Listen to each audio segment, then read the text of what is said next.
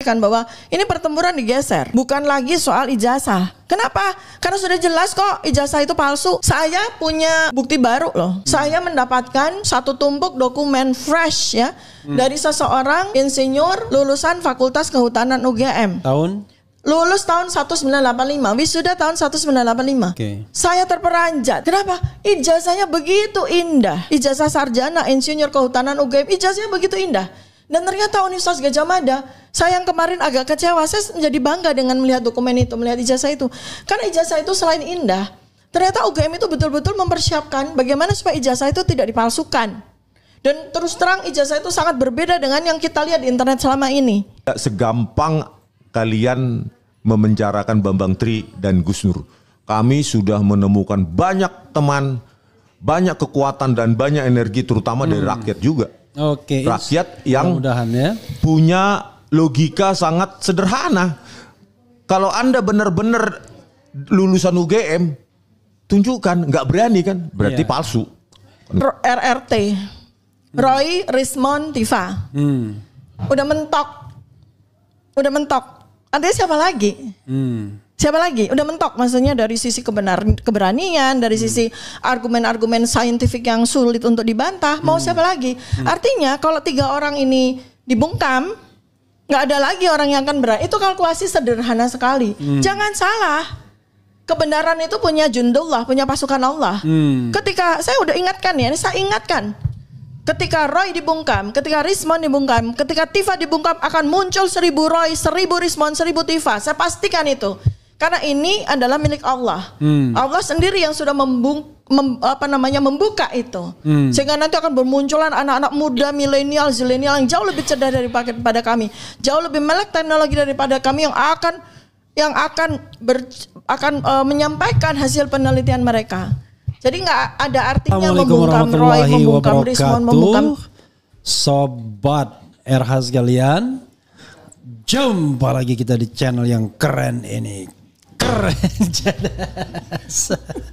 Ya, sahabat sekalian, sambil nunggu lawyer Al-Katiri ya, nanti sebentar lagi dia akan datang.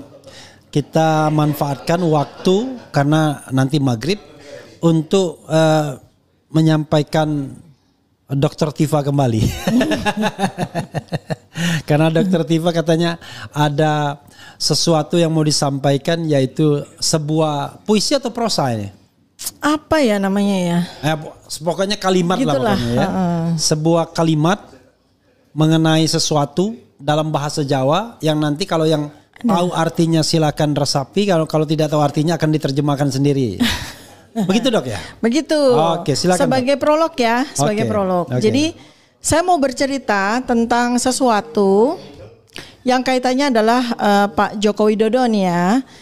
Karena beliau adalah orang Solo, saya kan half Solo juga ya. Jadi saya mau bicara dengan bahasa Jawa yang statusnya tuh kromo inggil, halus gitu ya. Tapi nanti saya terjemahin ya.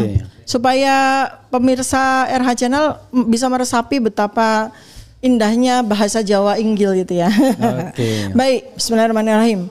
Pangandika saking jiwa ingkang raosaken. Sampun Bapak Jokowi, panjenengan sampun ingkang sanget awratipun. Raga panjenengan paring pratandha menika sinyal bilih panggung gesang punika sampun wekdalipun dipun rembag kalian langit. Sanes malih kalian tiang kathah. Dawuhipun langit, Pak, monggo panjenengan sumingkir sareh lumampah dateng nagari Tiongkok. Gadah niat anggenipun nyuwun tombo ingkang sampurna lan paripurna. Saderengipun badan punika nyawiji malih kalian asaling lebu. Tobat, Pak. Tobat dumateng Gusti ingkang Maha Agung. Awit kawula pitados, tobat punika sanes pralambang kasangsayan. Nanging pratandha bilih manungsa punika taksih saged eling, taksih kersa andadosi kamanungsan. Kawula mboten nyuwun panjenengan remuk. Kawula mboten ndongaaken panjenengan sangsara. Kawula namung ndedonga supados Panjenengan wedi dateng Gusti Allah. Ajrih dateng Gusti Allah. Mangertosi bilih dawuhipun kahanan nagari punika boten saged waras. Yen lampah panjenengan tansah nuwuhaken tatu ing atining bangsa. Panjenengan sampun nagari punika dereng. Panjenengan saged nilar kalenggahan nanging boten saged nilar tanggal jawab dateng sejarah lan tiyang kathah. Manawi panjenengan kersa kondur kanthi kesadaran lan keikhlasan kalian nyuwun pangapunten dhateng bangsa, nagari punika taksih saged dipun lampahi waras tanpa kedah nuwuhaken rereget, tanpa kedah nuwuhaken balung pecah. Kawula boten dados mungsuh. Kawula dados tiyang ingkang tansah ndedonga supados panjenengan dipun paringi slamet. Sanadyan kawula piyambak ingkang kasakitan. Menawi panjenengan ing tembe laksana nilar donya, kawula dereng purun panjenengan kenging sebutan Allah saking tiyang sedaya. Kawula dereng purun bangsa punika kabur saking sejarah. Amargi saking satunggalipun tiyang ingkang keras ati, ingkang boten purun nyawiji kalian kaleresan.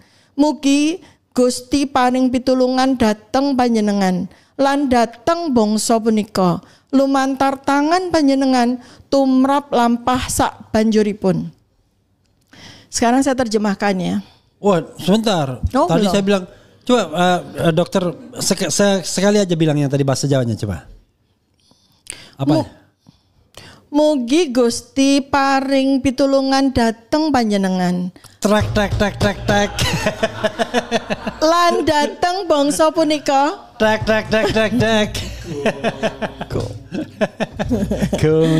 Nah, jadi tadi saya mau gitu kan, tapi takut mengganggu konsentrasi. Dan nanti pada bagian itu udah terpotong. Padahal ini kan bisa dipotong videonya untuk disampaikan ke alamatnya kan begitu ya. Alamatnya itu Jalan Kutai Utara nomor 1. Nah itu sumber waras. Sumber. Okay. Solo. Silakan dok, terjemahannya yang proper karena dokter yang bikin sendiri tentu terjemahannya pasti proper. Oke, bismillah ya. Jadi terjemahan bahasa Indonesianya tuh pesan dari jiwa.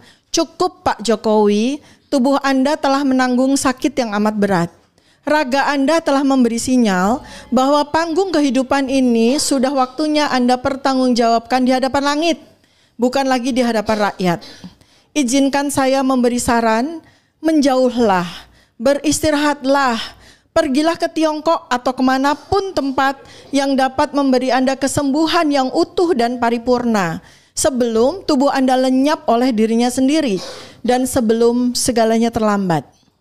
Bertobatlah Pak, bertobatlah kepada Tuhan yang Maha Kuasa, karena saya yakin taubat bukanlah tanda kelemahan, melainkan pertanda bahwa seseorang masih ingat siapa dirinya sebagai manusia. Saya tidak pernah mendoakan Anda hancur. Saya tidak pernah berdoa agar Anda jatuh. Saya hanya memohon agar Anda takut kepada Allah dan memberi jalan agar negeri ini tidak semakin sakit akibat langkah-langkah yang Anda ambil. Anda telah selesai, negeri ini belum. Anda boleh meninggalkan jabatan, tetapi Anda tidak bisa meninggalkan tanggung jawab sejarah. Namun, bila Anda bersedia mengundurkan diri dengan kesadaran dan keikhlasan, disertai permohonan maaf kepada bangsa, maka negeri ini masih bisa disembuhkan tanpa darah, tanpa luka yang dalam. Saya hadir bukan sebagai musuh. Saya hadir sebagai orang yang mendoakan keselamatan Anda, meskipun saya sendiri dilukai. Jika kelak Anda meninggalkan dunia, saya tidak ingin jika Anda dikenang sebagai sosok yang buruk oleh seluruh rakyat. Saya tidak ingin jika bangsa ini kehilangan arah sejarahnya hanya karena satu orang yang terlalu keras hati dan tidak bersedia kembali kepada kebenaran. Semoga Tuhan memberi pertolongan kepada Anda dan kepada negeri ini melalui lelaku Anda untuk langkah-langkah yang tersisa. Sudah, tek. Gitu. Itu kelihatan betul kalau membuatnya dari hati ya. Karena biasanya kalau bikin-bikin yang panjang begini, kalau nggak dari hati nggak bisa tuh. Kayak saya bikin lagu gitu. Kayak kepada anakku yang autis pernah kan saya bikin lagu. Jadi kalimatnya sendiri, sering kami menangis, dapati kau yang autis, gelisah masa depanmu, khawatir, gelisah akan apa ya? Sering kami menangis, dapatkan engkau yang autis, gelisah dengan masa depanmu, khawatir akan kehidupanmu. Itu mendalam juga itu. Tetapi ini jauh lebih mendalam, kelihatan benar kalau dokter Tifa cinta sekali sama yang namanya Joko bangsa Widodo. ini. Oh, bangsa ini. Bangsa ini. Ya, okay. Kalau kasih kepada sesama manusia itu kan memang kita punya naluri itu kan. Artinya kita sebetulnya kan tidak pernah membenci orang ya. Kita membenci kepada perilakunya. Tapi dok, tadi kan dokter wanti-wanti, kita nggak usah lah bahas soal penyakit ya. Karena barangkali, kenapa dok? Bisa salah atau gimana? Ya sebetulnya itu etika aja sih. Etika. Dan etika dan tapi enggak, bukan soal etika sih, bukan soal etika, benar. One thing for sure, memang berat ya. Berat. Oke, sudah itu aja. Itu aja. Jadi dari diagnosa kedokteran dokter berat gitu ya. Assessment ya. Assessment. Karena diagnosis itu harus diperoleh melalui serangkaian pemeriksaan fisik diagnostik. Sementara kan saya baru melihat dari variabel-variabel kesehatan yang terpindai dari video maupun dari statement maupun tapi kan dari itu kan tidak analog gitu. Sekarang kan telemedicine. Seorang dokter di Amerika bisa mengoperasi pasien di Afrika. Yang dokter lihat itu kan cuma digital kan, tidak analog.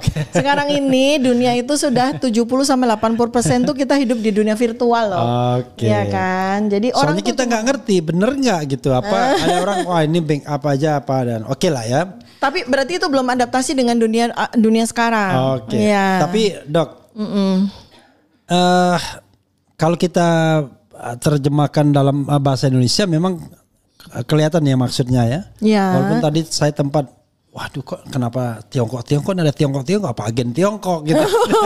Maksudnya ternyata tuh berobat ke Tiongkok. Karena gitu ya. saya rasa beliau kalau misalnya suruh diminta untuk milih Pak Jokowi ini karena sakitnya cukup berat, maka Bapak sebaiknya akan kita kirim ke negara yang punya fasilitas yang bagus gitu ya.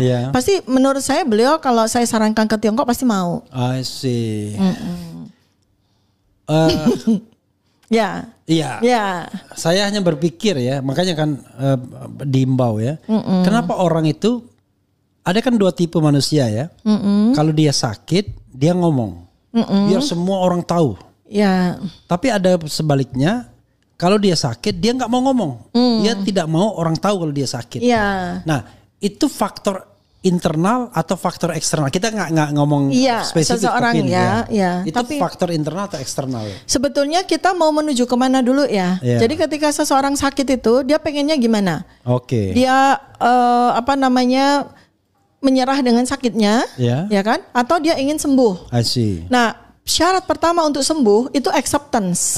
Menerima. Nah, jadi kalau yang kelompok yang kedua tadi itu kan dia memilih untuk menyembunyikan sakitnya. Dan ketika dia diminta untuk disclose dengan kondisinya, dia bilang, "Oh enggak, saya baik-baik aja. Saya cuma gatal biasa," misalnya padahal itu autoimun berat. Nah, itu dia menjauhkan dirinya dari potensi kesembuhan loh. Nah, makin dia melawan, makin dia denial, itu makin jauh dari potensi. Kayak lumpur ya, kalau kayak lumpur hisap itu kan? Ya, makin dia melawan, makin dia terbenam. Nah, kalau seseorang itu pengen sembuh, maka dia nomor satu itu adalah acceptance, menerima. Dengan penerimaan dia terhadap sakitnya, dengan dia kemudian menjadi ingin tahu sakitnya dan segala itu akan semakin mendekatkan kepada kesembuhan. Nah, persoalannya adalah seseorang yang kita tidak perlu sebut namanya ini mau sembuh apa enggak gitu. Ya gitu. Sama kemudian soal konsistensi bahwa emang seneng sesuatu itu A tapi dibilang B ya. Nah, ini kan di sini kan banyak orang yang bilang, "Oh, itu dia pura-pura sakit dan sebagainya." Sementara dia pura-pura sehat. Nah, sekarang kalau kita lihat dari perilaku konsistennya yang selalu A menjadi B. Kalau statement yang keluar dari dirinya adalah, "Oh, saya baik-baik aja, saya cuma alergi biasa," harus kita baca apa? Oke. Ayo, harus kita baca apa? Dibaca terbalik. Terbalik. Berarti sesungguhnya dia tidak sedang baik-baik saja. Tidak sedang baik-baik saja, kan harus begitu. Gitu Oke, kan, menarik. Ya. Tapi jadi kan begini, kemarin kan ada video gitu. Ya. Video seseorang yang main mobil-mobilan gitu. TV gitu ya, di pantai. Ya gitu. Apa yang bisa dilihat dari perilaku itu ya? Ya. Menunjukkan sehat atau kemudian muncul jiwa kekanak-kanakan, kan semua kita kan punya jiwa itu kan. Jiwa itu, ya. Jiwa main-main gitu. Saya pun kalau ke Bali ya main-main juga itu sama anak yang layang gantung gitu pakai ini gitu ya. Nah, itu apa yang dokter bisa lihat? Ya, ini kacamata seorang dokter dan kacamata seorang yang menekuni bidang behavior spiritual ya. Yeah. Kalau kacamata seorang dokter, saya sangat khawatir. Oke. Karena nih assessment dulu bahwa beliau itu menderita autoimun. Oke. Ya, tanda dan gejalanya udah cukup banyak yang bisa kita lihat. Autoimun itu disebabkan oleh? Autoimun itu adalah bagaimana pada suatu titik tertentu tubuh itu tidak mengenali sel-sel tubuhnya sendiri. Oke. Tubuh dalam arti sel-sel yang menjadi tentara antibodi itu tidak mengenali dirinya sendiri dan sehingga dia melihat sel-sel tubuhnya ini sebagai musuh. Oh, jadi perang di dalam tubuh gitu ya. Itu triggernya ya stres berat. Kemudian pertempuran antara batinnya dan segala macam tuh men-trigger terjadinya autoimun. Dan kalau kita lihat dari assessment dari tanda dan gejala yang muncul yang tidak bisa disembunyikan, dari wajah yang kemudian dari mulai yang melasma ya, jadi muncul hitam-hitam, lalu kemudian berubah menjadi vitiligo dalam hitungan hari. Vitiligo itu yang putih-putih ya, kehilangan sel melanosit. Kemudian muncullah juga jejak-jejak yang ada di tangan itu ya. Kalau lihat dari foto yang ada di pantai, terus kemudian kita zoom, itu kan tampak ya tangan itu masih beruntusan seperti itu. Wajah juga menghitam. Itu saya sangat khawatir. Kenapa? Kalau asesmen saya benar ditegakkan dengan pemeriksaan laboratorium yang tepat, maka kalau seandainya dia autoimun itu musuhnya adalah sinar matahari terik. Oh, justru itu. Dengan dia main begitu tambah parah. Tambah parah. Maka saya sebagai dokter saya sangat khawatir. Nah, sekarang kalau dari tinjauan secara behavior spiritual itu adalah tanda bahwa dia mendenial, sekali lagi mendenial keadaannya dan dia ingin mencitrakan bahwa dia baik-baik saja dengan melawan fakta yang sesungguhnya terjadi. Artinya dia membahayakan dirinya sendiri. Nah, ini kan for what purpose gitu kan. Kenapa ya kok dia membahayakan dirinya sendiri? Apakah dia menyerah dengan keadaannya dan dia ingin mempercepat proses patomekanismenya. Misalnya contoh gini, autoimun itu bahaya sekali loh kalau kena sinar matahari. Memang kenapa kalau kena sinar matahari? Oh, nanti penyakitnya akan tambah berat. Terus dia kemudian dengan sengaja berjemur di sinar matahari terik. Artinya apa? Artinya dia menantang, dia ingin mempercepat proses sakitnya itu kayak kan orang gitu. Penyakit gula tiba-tiba dia makan gula. Ya, semacam itulah ya gitu kan. Kemudian misalnya pasien kanker yang sudah pasien kanker kan tidak semuanya membutuhkan kemoterapi. Tapi ada pasien kanker tertentu yang sangat sensitif dengan kemoterapi. Udah dikasih tahu bahwa ini kanker yang jenis kemoterapi itu bagus, tapi dia menolak. Gitu. Mati aja misalnya seperti itu. Daripada kemoterapi mahal-mahal misalnya seperti itu. Jadi itu yang saya lihat ya secara spiritual. Padahal ajaran agama semuanya, bukan cuma ajaran agama Islam kan, kita harus berikhtiar kan. Itu nilai takwa kita, nilai keimanan kita maupun nilai ikhtiar kita itu kan yang akan dinilai sebagai amal soleh kita kan. Hasil itu soal lain. Itu soal lain gitu. Itu yang saya lihat di situ ya. Jadi ini memang pengamatan saya secara jarak jauh, sampai ada banyak orang yang mengatakan Dr. Tifa sangat concern ya dengan kesehatan Pak Jokowi gitu kan.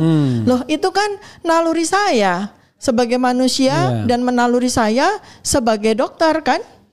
Manusia plus dokter kan ya. Saya sudah lupa dengan segala macam. Misalnya contoh gini loh.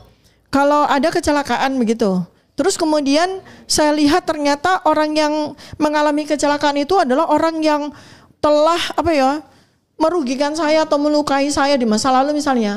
Terus saya kemudian dia kan orang yang pernah jahatin saya. Saya ogah. Oh, itu nggak boleh. Oke. Nah, disitulah itu ya. tidak sesuai dengan sumpah kedokteran. Dan naluri ya, lebih Oke, kepada naluri batin kita gitu loh. Siapapun juga, kalau dia sedang menderita dan itu adalah di mana saya bisa ya saya akan sampaikan gitu. Oke, Ya. kelihatannya kita sudah kedatangan lagi Bro Alkatiri. Di mana Bro Alkatiri? Tadi saya dengar suaranya. Itu tentang keadaan beliau. Tapi ini ya kita selalu mendoakan agar siapapun juga itu kan menjadi sembuh kan. Seperti puisi tadi saya ya. Kita kan mendoakan siapapun juga akan. Jadi ada perang ya. Perang pada masa perang Islam itu. Salahuddin Al-Ayyubi ya. Salah satu jenderal perang itu. Yes. Pada saat perang sedang berkecamuk, beliau mendengar bahwa salah satu jenderal musuh menderita sakit. Oke. Lalu beliau minta pause time out. Oke. Break dulu perangnya. Nah, seperti itulah ya kira-kira. Oke. Ya, ini saya ya. Value saya itu seperti itu. I see. Ini Ini. kursinya belum? Ya, silakan kursinya sama ini diinikan. Oke. Jangan khawatir ya, Anda tidak akan terlihat langsing kalau di sini. Silakan. Ya, silakan. Kasih kesempatan buat ngasih kuliah hukum Oke. buat masyarakat. Ngerti Anda? Ngerti gak? Ngerti? Saya udah bilang, gak boleh lagi bilang gitu. Gitu.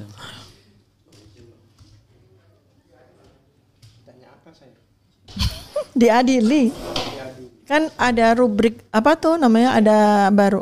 Diadili. Diadili. Nanti pada saatnya kita adilkan. Ya, kita semua baju Kenapa? hitam. Kita ini semua, karena diadili hitam semua nanti. karena Hitam. diadili jadi hitam semua. Ya, saudara sekalian, kita lanjutkan ya. Sudah hadir Bro Alkatiri, luar biasa ya. Kalau dilihat namanya ini pasti keturunan dari Ambon ini kayaknya ya. Ambon Manisi. Ambon Manisi. Tapi Bika Ambon dari Medan. Bika Ambon dari Medan, pisang Ambon dari mana saja? Ambon. Dari Cianjur. Jadi saudara sekalian, sudah siap ya kita ya. Jadi Bro Alkatiri, ada dua hal yang ingin saya tanyakan kepada Bro ya. Soal terkait dengan gelar perkara khusus dikaitkan dengan kehadiran Anda sebagai kalau tidak salah satu-satunya lawyer yang kebetulan ya lawyer tuh umum lah ya kan? Ada juga lawyer tapi kapasitasnya bukan sebagai kuasa hukum. Oh ya, Saksi Taufik ahli, ya. ahli Beliau kan? saksi Ya, ahli. oke. Jadi ini kapasitasnya sebagai kuasa hukum TPUA. Ya. TPUA, Tim Pembela Ulama dan Aktivis. Kemudian Anda juga yang mendampingi Dr. Tifa tadi ya, yang sukses cetak gol cepat, kira-kira gitu. Sehingga pertandingan itu kayak sudden death gitu. Begitu gol sudah selesai gitu ya. Oke, apa yang ingin Anda observasi terkait dengan hal tersebut? Tetapi paling bagus adalah sebelum Anda ngomong, Dr. Tifa kasih introduction lah sedikit. Siapa tahu dia mau ngasih pagar, tolong ini ya. Prinsipalnya tetap dia soalnya. Coba silakan Dr. Tifa sebentar. Pada warna hitam ini bergabung. Hitam itu kalau dalam dunia lawyering kan tegas. Makanya lawyer tuh suka warnanya hitam. Kalau tidak biru yang gelap gitu. Biru yang gelap. Karena itu melambangkan ketegasan. Jadi black and white, dia benar-benar salah-salah gitu. Oke. Gitu. Itu filosofinya. Iya, dark justice gitu. Oke, silakan, Dok. Jadi saya dokter tapi penggemar warna hitam karena saya dokter yang tegas gitu ya. Oh iya. Black and white. Ya, pertama dari sisi mana dulu ya? Gelar perkara khusus dulu ya. Langsung aja. Gelar perkara khusus Ya, dan gelar perkara khusus itu ada 2 tim di TPUA ya sebagai pendumas. Tim pertama adalah para kuasa hukum, pendumas sendiri dan kuasa hukum. Nah, diwakili oleh beberapa, salah satunya adalah Pak Abdul Alkatiri ya. Ada beberapa kan? Baik. Kemudian ada saksi ahli. Nah, saksi ahli salah satunya adalah lawyer juga ya, Pak Muhammad Taufik gitu. Ya. Nah, kemudian saya juga menyimak apa yang disampaikan oleh orang-orang yang dipilih oleh Pendumas, yaitu Profesor Egy Sujana. Dan salah satu yang memang impresif ya di gelar perkara itu adalah Pak Abdullah Al-Katiri. Karena baru saya juga tahu ya bahwa sebenarnya saya baru tahu dapat kuliah dari beliau waktu itu ya, bahwa sesungguhnya yang namanya laboratorium itu seharusnya tidak dilakukan pada saat bahkan peristiwa kalau boleh embrio aja belum jadi gitu kan ya. Ini peristiwanya kan ini. Jadi terlalu prematur lah ya bahasa kedokterannya gitu ya. Itu nanti biar beliau jelaskan secara lebih lanjut ya. Di mana sisi kesalahannya dalam tanda kutip Bareskrim. Kenapa terlalu prematur menjalankan laboratorium itu? Padahal Pendumas ini baru Pendumas kan, belum sebuah laporan kan gitu. Baru dalam taraf penyidikan ya. Penyelidikan belum sampai pada taraf penyidikan kan gitu ya. Saya mendengar berarti ini sebetulnya gelar perkara ini juga penting untuk menegaskan di mana posisi laboratorium lab Puspor itu harus bekerja gitu, satu ya. Itu. Nah, sekarang saya nyambung pada peristiwa hari ini. Nanti biar selanjutnya beliau lah ya gitu ya. Jadi hari ini tuh saya didampingi oleh 3 lawyer ya, 3 kuasa hukum dari sekian banyak kuasa hukum yang menjadi tim kuasa hukum Dr. Tifa gitu yang dikoordinatori oleh beliau. 3 orang itu Pak Abdullah Al-Katiri, kemudian ada Pak Tony Suhartono, kemudian satu lagi Pak Burhan ya. Itu. Nah, kemudian saya happy sekali karena bukan rencana ya, mungkin beliau itu punya strategi yang membuat acara tadi, undangan klarifikasi tadi itu hanya berjalan 1 jam 20 menit. Bersih ya. Bersih dengan saya udah periksa BAP-nya, kemudian tanda tangan dan sebagainya, menunggu printernya jadi gitu kan, seperti itu. Jadi praktis sebenarnya kurang dari 1 jam lah ya tadi itu. Dengan 68 pertanyaan. Artinya adalah sebuah strategi yang menurut saya itu berhasil gitu. Dan saya senang, saya satisfied ya dengan. Dan sekali lagi ini juga menunjukkan ya, proper gitu loh, secara prosedur hukum tuh proper. Kan ini undangan klarifikasi. Pada undangan klarifikasi itu ternyata ya, saya baru tahu dari beliau dan 2 rekan tadi bahwa kuasa hukum berhak untuk menyampaikan prosedur-prosedur supaya klien ini nggak terus jadi nggak terus jadi korban prosedural gitu ya.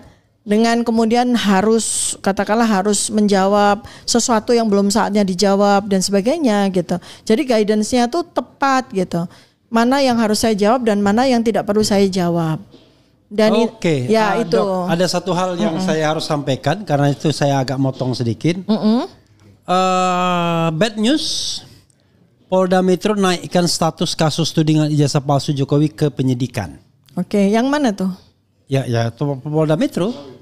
Yang Jokowi berarti? Yang Jokowi lah. Oke. Kalau itu nggak mungkin naik ke penyidikan karena dia belum buka lagi ininya kan, penyelidikannya. Kita bacakan sedikit ya, biar nanti sekaligus Pak Al-Katiri menanggapi hal ini. Polda Metro Jaya, ini dari kompas.com, Polda Metro Jaya meningkatkan status kasus tudingan ijazah palsu Presiden ke-7 RI Joko Widodo atau Jokowi dari penyelidikan menjadi penyidikan. Peningkatan status perkara itu berdasarkan hasil gelar perkara oleh penyidik Subdit Keamanan Negara Direktorat Reserse Kriminal Umum Polda Metro Jaya pada Kamis 10 Juli 2025. Kamis berarti kemarin. Ya. Ngapain lagi Dokter Tifa diperiksa hari ini ya? Kalau nanti Anda ini itu yang mana ya berarti? Yang laporannya Pak Jokowi. Iya. Kan sudah dibilang meningkat status tudingan ijazah palsu ke-7 RI. Berarti yang Polda yang lalu, bukan yang sekarang. Polda yang lalu ya. Terhadap LP pertama yang pelapornya adalah Insinyur Haji Jokowi, dalam gelar perkara ditemukan dugaan peristiwa pidana sehingga perkaranya ditingkatkan ke tahap penyidikan, kata Kabid Humas Polda Metro Jaya Kombes Polisi Ade Arisam Indradi ya. Yang cetok welo-welo nggak ada unsur pidananya katanya gitu ya. Subdit Keamanan Negara Direktorat Reserse Kriminal Umum Polda Metro Jaya saat ini tengah menangani 6 laporan polisi termasuk laporan yang dibuat oleh Jokowi. Laporan Jokowi itu terkait pencemaran nama baik dan atau fitnah. Jangan lupa ada pasal 32, pasal 35 Undang-Undang ITE dia kan. Sementara itu 5 laporan polisi lainnya adalah hasil pelimpahan perkara dari Polres ke Polda Metro Jaya. Objek perkara dalam 5 laporan tersebut adalah penghasutan ya. plus berita bohong serta ujaran kebencian. Oke, meski begitu Subdit Keamanan Negara Direktorat Reserse Kriminal Umum Polda Metro tetap akan menentukan kepastian hukum terhadap 2 laporan terkait kasus penghasutan. Maksudnya gini, 5 laporan terbagi 2, yang 3 LP sudah ditemukan dugaan peristiwa pidana sehingga naik ke tahap penyidikan. 2 LP sudah naik ke tahap penyidikan. Dan 2 laporan lainnya sudah dicabut, dan pelapor tidak memenuhi undangan klarifikasi. Jadi, meski begitu, Subdit Keamanan Negara Direktorat Reserse Kriminal Umum Polda Metro tetap akan menentukan kepastian hukum terhadap 2 laporan terkait kasus penghasutan. Untuk diketahui, Jokowi melaporkan tudingan ijazah palsu ke Polda Metro Rabu 30 April. Sesungguhnya 30 April memang ya. Laporan tersebut teregistrasi dengan nomor LP dan seterusnya. Dalam kronologi yang disampaikan Jokowi saat membuat laporan terdapat 5 nama. Mereka adalah Roy Suryo Noto Diprojo, Rismon Hasiholan Sianipar, Egy Sujana, Tifauza Tiasuma, dan Kurnia Tri Royani. Ini eksplisit namanya. Kendati demikian, terlapor dalam perkara ini masih dalam penyelidikan karena memerlukan pembuktian dalam proses penyelidikan. Subdit Keamanan Negara Direktorat Reserse Kriminal Umum Polda Metro menerima barang bukti dari Jokowi berupa satu buah flash disk berisi 24 tautan video YouTube dan konten dari media sosial X, fotokopi ijazah beserta print out legalisirnya, fotokopi sampul skripsi serta lembar pengesahan. Dalam kasus ini Jokowi menjerat dengan pasal 310 KUHP dan atau pasal 311 KUHP serta pasal 35 Jungto pasal 51, pasal 32 Jungto pasal 48 ayat 1 dan pasal 27A. Jungto pasal 45 ayat 4 Undang-Undang Nomor 11 Tahun 2008 tentang Informasi dan Transaksi Elektronik. Ada pasal 35 juga, 35, 32 dan 27A. 27A itu soal pencemaran juga ya. Iya. Iya, pencemaran nama baik juga. Terlepas dari itu, Polda Metro Jaya kini juga menangani sejumlah laporan lain terkait kasus serupa. Secara keseluruhan, termasuk laporan yang melibatkan Presiden Jokowi maupun laporan lainnya, setidaknya terdapat 2 objek perkara yang sedang diselidiki, yaitu pencemaran nama baik dan penghasutan, serta penyebaran berita bohong. Begitu Sobat Era sekalian, ya, siap-siap karena ada yang mengatakan tidak bisa orang dijadikan tersangka ketika ijazah palsunya belum dipastikan clear, ya atau tidak. Tetapi dari pengacara pihak Jokowi pernah mengatakan, bisa karena kan kami juga melaporkan tindak pidana lainnya, pasal 32 dan pasal 35 Undang-Undang ITE, lalu penghasutan dan lain sebagainya yang tidak ada kaitannya dengan ijazah palsu dan lain sebagainya. Kemudian ya itulah. Silakan Bro Alkatiri, Anda melakukan eksplorasi. Sebelumnya saya mau bertanya dulu, itu kan tadi ada yang dicabut segala itu, apa yang dimaksud itu 5 laporan itu? Ya, 5 laporan. 2 dicabut. Tinggal 3. 1 tidak datang klarifikasi. 2, jadi tinggal 2 yang ditindaklanjuti karena sudah menemukan unsur tindak pidananya. Silakan. Menurut berita ini. Ya, saya yakin mereka mundur ya, artinya mereka ya tahu diri lah karena kita itu kan kalau memang kita memang rencana kalau memang ini memang tidak terbukti kita laporin balik. Ya kan kita sudah siap untuk itu. Tapi kita lihat dulu, oleh sebab itu dengan gaung kita katakan ini nggak ada tidak pidana, mikir juga gitu loh. Ya kan seharusnya kita nggak bongkar itu, cuma oke lah. Saya pikir nggak masalah. Berarti mereka ini istilahnya udah tobat lah, nasuha lah gitu. Udah tobat. Tolong Bro, jangan berbisik-bisik ya kan. Tetap di fokus di sini. Iya. Terasa ada kwetar depan saya ini ya. Terus apa yang mau ditanyakan lagi? Yang ditanyakan komentar Anda terhadap peningkatan status penyelidikan laporan Jokowi 1. Mengenai apa yang Anda alami hari ini, pemeriksaan Dr. Tifa. Kemudian yang ketiga terhadap gelar perkara, 3 itu, 3 besar itu. Silakan. Jadi yang pertama, kalau peningkatan status ini kami juga bingung juga ya. Artinya kan belum semuanya diperiksa dengan komprehensif. Ya kan? Artinya kan kita kan juga berhak menghadirkan saksi dan sebagainya, menghadirkan ahli dan sebagainya, ya enggak?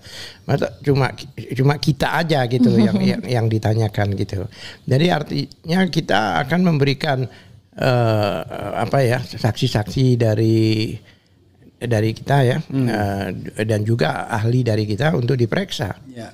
Jangan cuma memeriksa saksi mereka, ahli mereka, kita juga punya. Ya kan, kami minta waktu juga untuk diperiksa itu semua sebelum ditingkatkan dan sebagainya.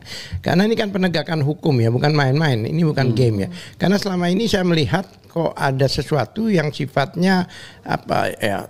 Kalau ini cepat, kalau ini lambat gitu loh. Artinya ini sebenarnya ini yang 5 orang ini kan, 5 orang ini kan nggak jelas seperti itu juga diterima dan sebagainya gitu loh. Awalnya kita berpikir bahwa 5 pihak ya, 5 laporan itu yang dari 5 Polres itu kan, ya saya pikir ini nggak jelas laporannya tetap diterima dan dugaan kami dari awal, oh ini berarti yang Jokowi ini sudah mentok.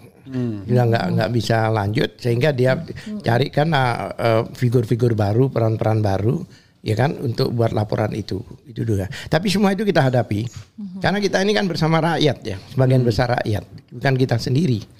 Bahkan kemarin di Bareskrim mengatakan di dalam gelar karena ini sudah merupakan isu nasional, dikatakan demikian. Berarti kan bukan isu 3-4 orang ini. Ya kan isu nasional, maka dilakukanlah gelar perkara khusus seperti itu. Nah, kalau perkaranya klien kami Bu Dr. Tifa ini sudah dijelaskan sama yang bersangkutan bahwa perkara ini nggak bisa lanjut karena itu tadi masalah 160 contohnya. Itu nggak harus ada 3 pihak, harus ada keonaran yang dibuat. Harus ada benar-benar sesuai dengan narasi ya. Narasi itu maksudnya gini, kalau ada hasutan itu bakar mobil polisi itu dan orang itu melakukan pembakaran itulah itu berarti terhasut oleh. Tapi kalau bilang bakar mobil polisi tapi di lain tempat ada rumah dilemparin batu contohnya, nggak nyambung. Karena dia tidak pernah memerintahkan untuk melempari batu. Makanya kemarin kan dikatakan, oh ya ini kan fotonya Roy Suryo dibakar di Surabaya, hubungannya.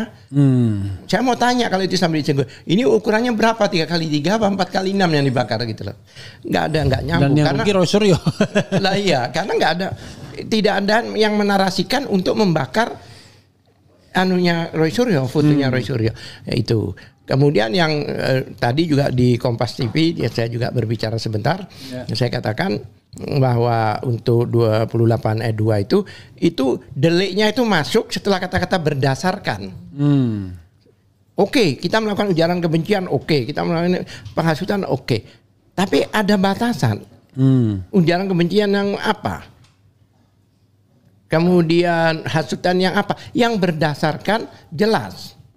Ya kan? Yaitu berdasarkan etnis, berdasarkan warna kulit, berdasarkan kebangsaan dan sebagainya, ya kan, termasuk keadaan fisik ya seseorang dan sebagainya. Berdasarkan itu tidak ada satupun berdasarkan ijazah, berdasarkan surat, tidak ada. Makanya tidak kena itu sasaran itu, ya kan? Nah, makanya Dr. Tifa tadi begitu masuk ke 28 ayat 3. Yaitu kebohongan. Dia bilang kalau kebohongan buktikan dong kebenarannya. Oke. Makanya dia minta dihadirkan ijazahnya. Harus ada. Saya ketawa waktu Dr. Tifa ngomong, ketawa. Sedangkan gelar perkara yang diikuti oleh banyak, ada DPR, itu pun tidak dihadirkan, apalagi penyidikan seperti ini akan dihadirkan. Itu impossible. Oke, tapi begini, Bro. Kalau kita baca skenarionya bukan lagi ijazah. Skenarionya bukan lagi ijazah. Pindah ke hasutan. Jadi tidak ada lagi sepertinya jawaban apakah ijazahnya palsu atau tidak. Ini pindah, gawangnya digeser. Pasal penghasutan, ya kan, yang bisa dipakai ujaran kebencian, atau pasal menyebarkan berita bohong. Nah, tadi kan sudah dijelaskan bahwa penghasutan harus delik material, kemudian ujaran kebencian harus basisnya SAR ++, ya kan? Kemudian berita bohong harus kerusuhan masyarakat begitu. Lalu, tapi mereka nggak peduli, tetap ditingkatkan ke penyidikan dan dalam proses persidangan, bayangan saya nggak akan ada tuh pembuktian ijazah karena di dakwaan bukan soal ijazah lagi sudah. Pertanyaan saya, kapan mereka itu peduli gitu loh? Saya kan pengalaman. Saya di lapangan pengalaman, hampir semua kasus-kasus saya itu sebenarnya tidak ada tindak pidananya, tapi tetap dilakukan hal itu, ya kan? Artinya mereka pasti tidak peduli, gitu loh. Karena apa? Ada pesanan, bahkan ada yang dilindungi oleh mereka, nggak mungkin tidak. Oke. Jadi intinya adalah nanti akan digeser gawangnya. Ya. Dan Dr. Tifa dan lain-lain sibuk hanya untuk menangkis pasal-pasal kan itu di dalam persidangan. Ya, tapi kan begini Bang. Gitu. Rakyat ini kan tidak bodoh. Apalagi rakyat yang sudah sering berkecimpung di dunia hukum ya. Ya. Pada awalnya mereka itu kan melaporkan diantaranya itu pasal utamanya itu atau main pasalnya itu kan pencemaran nama baik. Ya. Bahkan ada beberapa itu pencemaran nama baik 310, 311, kemudian pasal 70A ya kan undang-undang ITE itu kan, ya kan? Ya, undang-undang itu. Nah, begitu kita gaungkan waktu itu berkali-kali yaitu undang-undang pelindungan saksi dan korban, ya kan? Bahwa jika ada laporan maka tidak boleh dilaporkan balik, apalagi dengan pencemaran nama baik. Ya kan? Siapa yang tidak boleh dilaporkan? Ya pelapor itu sendiri maupun saksi-saksi. Karena beliau-beliau ini waktu ke Jogja sebagai saksi. Yang ketemu rektor, ketemu ini nggak bisa mereka itu dilaporkan. Jadi mereka mentok di sini sebenarnya. Nggak bisa. Tapi pertanyaan saya, ya kan, masalah pemeriksaan laboratorium.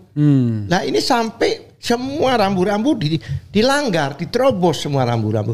Kan pemeriksaan laboratorium itu kan ada aturannya. Ya, tapi bayangan saya sekali lagi saya challenge, bukan itu nanti yang akan Saya juga sudah pernah ngomong dengan beliau. Ini bukan ini sasaran tembaknya, tapi di situ. Iya. Saya nggak sebutkan aja ya. Iya.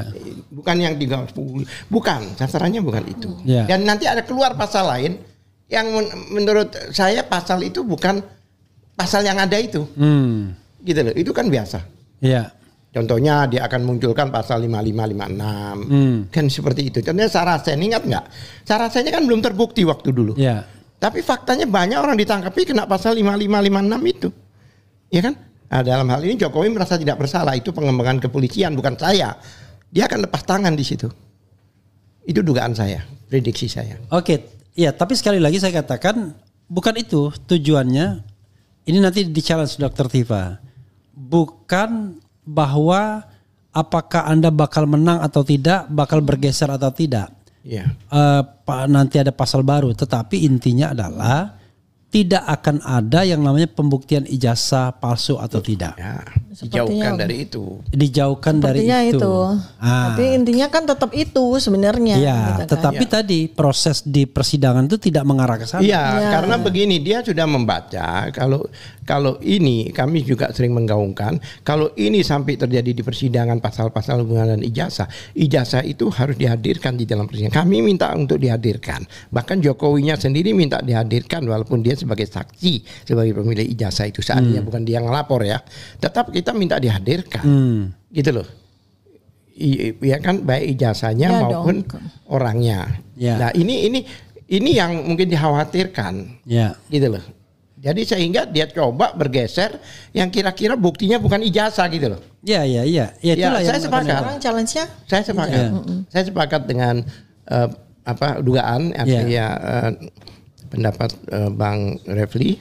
Ya, saya sepakat. Jadi makanya diciptakan orang seperti ini dan tapi kan lumayan 3 dari 5 pelapor yang mengundurkan diri ini kan mereka tadi juga sudah membaca. Dua yang mengundurkan diri. Oke lah, habis ini mungkin bertambah lagi.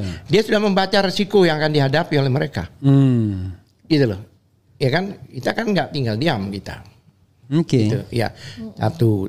Kemudian yang masalah apa lagi tadi kita gelar perkara. Iya. Oke, saya singgung soal gelar perkara biar nanti Bu Tifa. Iya. Soal gelar perkara. Jadi gelar perkara itu sebenarnya yang hadir itu kan TPUA.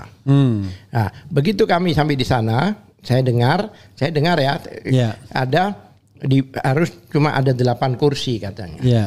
Jadi kita harus 8. Kita kebingungan bagaimana, nggak tahu, tanya ada yang ngatur waktu itu, saya nggak tahu siapa yang ngatur, ya kan. Tapi saya pasti masuk karena Egy dan Habib Rizik minta saya masuk. Iya. Karena TPUA itu kan pendirinya Habib Rizik.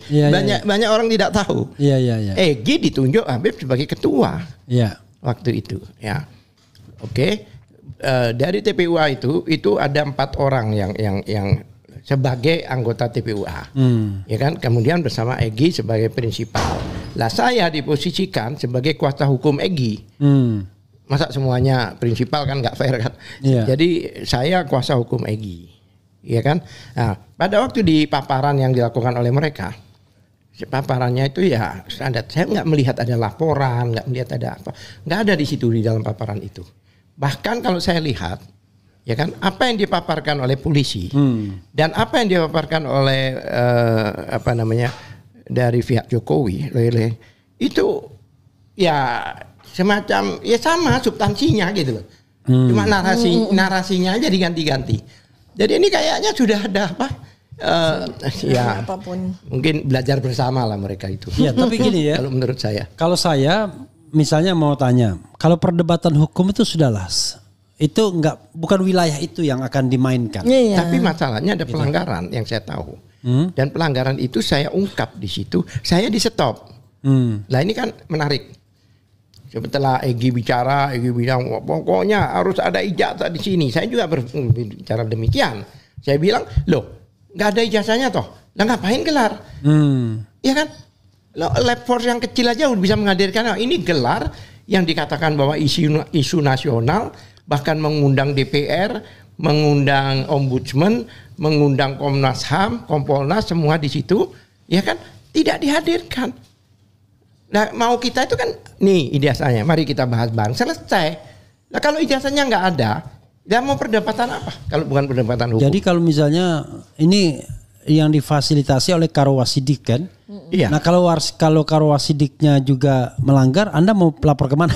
Ya itu dia. Nah, ya bukan begitu ya, melapor kepada ya supaya rakyat Indonesia itu tahu. Saya bilang kita mencoba untuk menjaga marwah kepolisian ini, jangan sampai tercemar, jangan sampai jelek dan sebagainya, ya kan? Ya kan? Tapi kalau mereka nggak mau kita jaga, ya bukan salah kita. Ya kita pasti akan ke DPR kayaknya itu pasti. Buat kami itu belum selesai. Oke. Saya bicarakan, saya banyak katakan, saya bilang ada undang-undang keterbukaan publik saya singgung ya, Undang-Undang 14 2008 itu saya singgung di situ, bahwa di situ pasal 1 ayat 3-nya menyatakan bahwa setiap instansi pemerintah, lembaga pemerintah baik eksekutif, yudikatif, legislatif dan lembaga lain, selama mereka menerima uang dari APBN, dana dari APBN, itu adalah lembaga negara. Baik itu keseluruhan maupun sebagian, ya kan? Pertanyaan saya, UGM menerima nggak? Ternyata menerima dana itu bantuan operasional perguruan tinggi. Kalau di SMA BOS sekolah, dia menerima. KPU menerima dana. Lah, karena dia itu pasal 2 di Undang-Undang Keterbukaan Publik itu nyatakan selama mereka lembaga negara, pasal 4-nya mengatakan bahwa rakyat boleh mengakses, boleh mempertanyakan, bahkan meng-share pun boleh. Nah, berarti kalau seandainya UGM didatangi oleh rakyat mempertanyakan itu, dia tidak membuka diri, dia melanggar undang-undang itu. Bahkan konstitusi dilanggar oleh mereka. Ya kan? Sebenarnya tidak ada perbuatan melawan hukum di sini. Karena sejak dia daftar pakai ijazah itu, dari data pribadi menjadi data publik. Public domain, jadi milik publik. Oleh milik publik, jadi publik boleh mempertanyakan. Buktinya Iya benar. Maksud saya gini, saya justru tertarik, mungkin jeda sedikit ya ke Dr. Tifa dulu ya. Dokter, ini kan sebenarnya kalau kita baca kan pertarungannya sepertinya seperti yang saya katakan tidak di situ lagi. Kita ribut mengenai soal ijazah, hak publik dan lain sebagainya. Ya oke, itu silakan Anda terus tuntut sampai kiamat, kira-kira begitulah. Tetapi yang dilakukan oleh penyidik Kamnek Polda Metro ini adalah Anda sudah ada terpenuhi pasal penghasutan misalnya. Anda terpenuhi pasal pencemaran nama baik dan penghinaan dan lain sebagainya. Tapi intinya mereka akan berkata bahwa ini nothing to do dengan pembuktian ijazah palsu lagi. Tapi ini adalah sebuah tindak pidana yang terlepas dari itu. Maka yang terjadi adalah kan permainan digeser dan Anda akan sibuk gitu. Apalagi ini mohon maaf ya Dr. Tifa. Apalagi kemudian tiba-tiba mereka menggunakan tangan besi. Karena ancamannya di atas 5 tahun, ya saya tahan dulu begitu. Biar tidak bisa kemana-mana lagi. Itu maksud saya apa yang akan Anda lakukan? Saya ya, yang jawab saya ya. Jadi begini ya. risiko perjuangan itu kan memang berat. Ya. Makanya yang mau berjuang menegakkan kebenaran itu sangat sedikit. Apalagi kita tahu bahwa yang sedang kita bongkar potensi kejahatannya ini adalah orang yang memang selama 10 tahun ini suka sekali menggunakan abuse of power. Ya. Nah, tetapi apakah kemudian saya dan mungkin teman-teman yang lain takut? Kalau kami takut dari sejak awal kami tidak melakukan ini. Tetapi apa? Apa artinya saya diberikan otak cerdas oleh Allah Subhanahu wa taala? Apa artinya saya diberikan tugas sebagai seorang ilmuwan, sebagai seorang peneliti? Kalau saya diam saja. Artinya itu kalau saya sebagai orang yang dikarunia otak cerdas, sebagai orang yang diberi tugas Allah menjadi peneliti lalu saya diam saja, Allah sendiri akan melaknat saya sebagai setan bisu. Ya. Nah, apakah saya takut hukuman dunia lebih takut dibandingkan hukuman akhirat? Buat saya tidak. Apalagi di usia saya yang sudah melampaui setengah abad. Ada satu kata dari Pak Abdullah Al-Qatiri. Kami bertemu baru sebentar, tapi banyak sekali kata-kata dari beliau yang saya jadikan sebagai sebuah hikmah ya.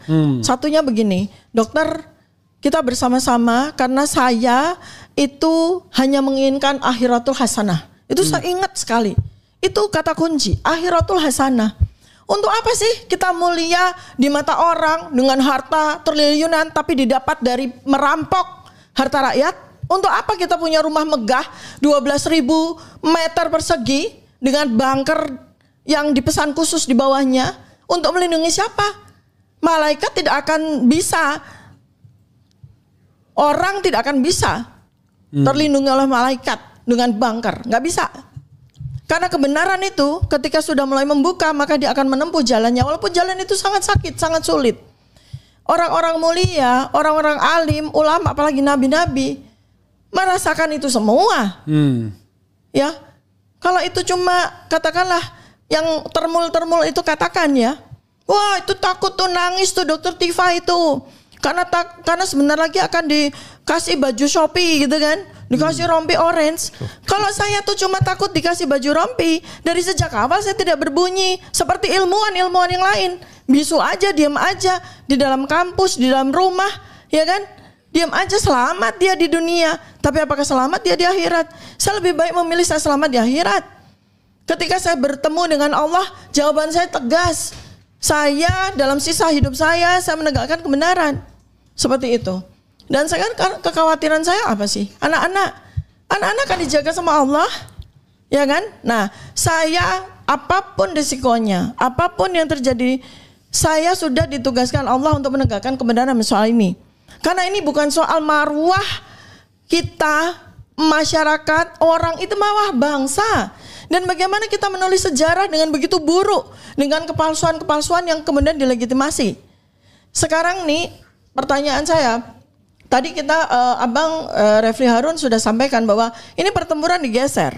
Bukan lagi soal ijazah. Kenapa? Karena sudah jelas kok ijazah itu palsu. Ya, saya punya bukti baru loh. Saya mendapatkan satu tumpuk dokumen fresh ya dari seseorang insinyur lulusan Fakultas Kehutanan UGM. Lulus tahun 1985, wisuda tahun 1985. Oke. Saya terperanjat. Kenapa? Ijazahnya begitu indah. Ijazah sarjana insinyur kehutanan UGM, ijazahnya begitu indah. Dan ternyata Universitas Gadjah Mada, saya yang kemarin agak kecewa, saya menjadi bangga dengan melihat dokumen itu, melihat ijazah itu. Karena ijazah itu selain indah, ternyata UGM itu betul-betul mempersiapkan bagaimana supaya ijazah itu tidak dipalsukan. Dan terus terang ijazah itu sangat berbeda dengan yang kita lihat di internet selama ini. Ya, nah saya hari ini mendapatkan lagi spesimen fresh, ya, bahwa ternyata UGM itu di kurun waktu antara sekitar tahun 80 sampai 85 itu ternyata kan mengeluarkan 2 ijazah. Ternyata mengeluarkan 2 ijazah loh, ya. Ini saya baru dapat spesimen fresh. Bahwa ternyata dalam kurun waktu 1980 sampai 1985 dan mungkin lebih ya, itu di antara kurun waktu itulah yang kata orang itu dia mengklaim dia mahasiswa ya dan lulus tahun 85. Ternyata UGM itu mengeluarkan 2 ijazah. 2 jenis ijazah. 2 jenis ijazah. Satu sarjana. Satu sarjana, satu lagi sarjana muda. Nah, ini ya. Ternyata ya spesimen yang dibuat kata Betor Suryadi itu dibuat di UPP ya, itu ternyata spesimen sarjana muda. Dan yang relatively mudah dipalsukan. Karena ada, saya lihat, oh ternyata UGM betul-betul menggunakan layer-layer untuk ijazah sarjananya yang sulit sekali untuk dipalsukan. Ya, karena itu metode atau teknologi atau teknik pembuatan ijazah itu saya gunakan pada buku-buku saya. Jadi buku-buku saya kan saya sudah menerbitkan 4 buku ya. Itu saya juga menggunakan teknik itu supaya tidak bisa dipalsukan. Jadi ada teknik-teknik pencetakan tertentu. Itu yang hanya orang yang tahu saja. Tekniknya tuh 4 layer ya. Dok, di tengah-tengahnya itu ada emboss. Nah, emboss itu kunci, dia tidak bisa dipalsukan. Oke, Dok, satu hal ya. Ini untuk memastikan saja. Pada tahun 85 itu kalau tidak salah ada 2 wisuda. Oh, 3. Kalau ada 3 wisuda itu ya. 3 wisuda tahun 85. Apakah 3 wisuda itu sama semua ijazah kehutanannya? Oh, tentu saja sama. Jadi spesimen dari kertasnya itu sama, nggak mungkin. Makanya saya impress gitu loh. Ini ijazah sarjana itu indah sekali dan sangat multi layer ya. Jadi ada emboss yang itu nggak mungkin dipalsukan. Oke. Ya, karena itu pakai mesin yang sangat mahal. Itu embossnya letaknya di tengah-tengah kertas. Oke. Di tengah-tengah kertas ya, itu pakai teknik khusus itu gitu. Terus ada macam-macam lah. Ada guratan kertas-kertas di dalam. Itu yang nggak mungkin ijazah itu dipalsukan. Sehingga menghasilkan sebuah ijazah yang sangat indah, sangat agung gitu loh, dan sangat sulit dipalsukan. Tapi kalau sarjana mudanya, nah ini hari ini saya dapat. Ini ada suami istri yang dengan murah hati mengirimkan kepada saya ijazah mereka. Fotokopi tentunya ya? Enggak, ijazah asli. Asli. Dengan kata-kata tolong balikin, enggak? Ya, beliau mungkin ingin sekali membantu saya untuk menegakkan kebenaran. Sampai yang asli dikirimkan. Ya, sudah saya terima hari ini. Oke. Suami istri ini yang satu. Nanti di belakang kita numpang lihat juga ya. Nah, tapi saya enggak, ini karena saya mau akan guna ya. Saya mau spill aja. Satu sarjana muda. Nah ini saya melihat, oh ini dia. Orang-orang yang mohon maaf ya, punya kecerdasan, punya wawasan dan segala macam tuh dia tidak berpikir ke situ. Sembarangan saja. Namanya juga kan kalau kebenaran Allah itu ada lagunya, engkau sarjana muda. Ya, jadi ini sebenarnya yang membuat kemudian peta pertempuran digeser. Dari saya jauh-jauh hari saya udah tahu ini. Iya. Kenapa? Iya, targetnya itu memenjarakan kami, kan gitu targetnya. Jadi mungkin kayak semacam gini, apapun yang terjadi pokoknya bungkam mereka. Karena mereka lah yang bisa membongkar kebenaran ini, kan gitu. Masalahnya nih, saya bukan ingin menonjolkan diri ya, wong sama juga jadi korban ya. Maksudnya gini, RRT, Roy, Rismond, Tifa, udah mentok. Artinya siapa lagi? Siapa lagi? Udah mentok, maksudnya dari sisi keberanian, dari sisi argumen-argumen saintifik yang sulit untuk dibantah. Mau siapa lagi? Artinya kalau 3 orang ini dibungkam, nggak ada lagi orang yang akan berani. Itu kalkulasi sederhana sekali. Jangan salah. Kebenaran itu punya jundullah, punya pasukan Allah. Ketika saya udah ingatkan ya, ini saya ingatkan. Ketika Roy dibungkam, ketika Rismond dibungkam, ketika Tifa dibungkam, akan muncul 1000 Roy, 1000 Rismond, 1000 Tifa. Saya pastikan itu. Karena ini adalah milik Allah. Allah sendiri yang sudah membuka itu. Sehingga nanti akan bermunculan anak-anak muda, milenial, zilenial yang jauh lebih cerdas daripada kami, jauh lebih melek teknologi daripada kami, yang akan menyampaikan hasil penelitian mereka. Jadi nggak ada artinya membungkam Roy, membungkam Rismond, membungkam Tifa. Nggak ada artinya. Karena kami ya para ilmuwan itu tidak bisa dibungkam secara fisik. Karena kami lebih daripada fisik. Suara kami itu menembus tembok. Suara kami menembus tembok. Kami nggak dikasih laptop, nggak dikasih HP. Suara kami tetap bisa menembus tembok. Kenapa? Kebenaran yang keluar dari tembok itu. Jadi jangan pernah berpikir, walaupun di dunia, di negara yang hukum seperti ini, di mana hukum menjadi alat untuk memelihara kekuasaan itu akan menang terus, tidak bisa. Sejarah ribuan tahun sudah membuktikan kebenaran itu selalu menang. Dibungkam mau seperti apapun, kebenaran itu selalu menang, dan kezoliman itu selalu mendapatkan Hukumannya di dunia, bukan cuma di akhirat. Ya, itu ingat itu baik-baik kepada semua orang yang sekarang ini menyalahgunakan kekuasaannya, menyalahgunakan hukum untuk membungkam kebenaran. Oke, Bro Al-Kathiri. Ya. Saya lebih tertarik kalau Bro bicara juga mengenai hal yang disampaikan oleh Dr. Tifa. Perjuangan tidak hanya hukum, tapi perjuangan non hukum itu barangkali juga menjadi penting. Iya. Karena advokasi itu kalau perang tuh sudah harus perang semesta. Betul. Silakan. Ya memang banyak kelompok-kelompok masyarakat ya, bahkan NGO dan sebagainya, termasuk purnawirawan dan sebagainya, itu concern dengan masalah ini. Dan mereka bergerak tentang ini. Bahkan mereka akan mempertanyakan ke saya dengar ya kabar, mempertanyakan ke Kapolri dan sebagainya gitu loh. Kok terjadi carut marut seperti ini? Dan ini kan bukan 1-2 orang, tapi ini kan masalah bangsa Indonesia, ya kan? Makanya kalau kita perlu juga ya, yang penting buat saya sekarang ini, kita harus mengcounter yang namanya Khairul Anam itu. Khairul Anam itu kan tadinya di Komnas HAM. Yeah. Waktu kilometer 50 kan dia ngomong semua apa-apa yang dia mau persis seperti ini. Yeah. Masa dia bercerita tentang proses ini polisi dan sebagainya, dan itu kami tidak terlibat loh, kami sudah pulang itu. Yeah. Jadi mereka berdiskusi sendiri, ini berdiskusi ria ini, itu nggak ada kami. Tapi kan dia harus menceritakan. Dikatakan oleh pelapor waktu itu Pendumas mengatakan demikian, nggak disampaikan sama dia. Jadi seolah-olah semuanya itu proses polisi aja. Saya tanya, dia ini sebagai Kompolnas, apa humasnya polisi ini saya bertanya. Gitu loh. Ini kan bukannya Kompolnas dari dulu begitu fungsinya. Lah Kompolnas itu kan dalam kasus Sambo, dalam kasus KM50. Ya, artinya kan Kompolnas itu kan didirikan, dipercaya bahkan itu dengan uang rakyat, dengan APBN, itu untuk mengontrol kepolisian. Ya, tapi ingat ingat dulu Benny Mamoto dalam kasus KM50. Belum apa-apa udah membenarkan aja dia. Lah itulah masalahnya Bang. Cuma masalahnya gini, ada sesuatu keanehan ya kemarin. Yang saya bilang Perkap, saya kan ada Perkap nomor 10 udah. Yeah. Itu mereka bilang ada Perkaba katanya lawyernya sana. Perkaba itu peraturan Barreskrim. Iya kan? Wow, seolah-olah memberi kesan bahwa saya itu tidak terupdate gitu loh. Iya. Saya bilang bacakan. Di stop sama ketua, bacakan isinya. Perkaba itu SOP. Iya. SOP dari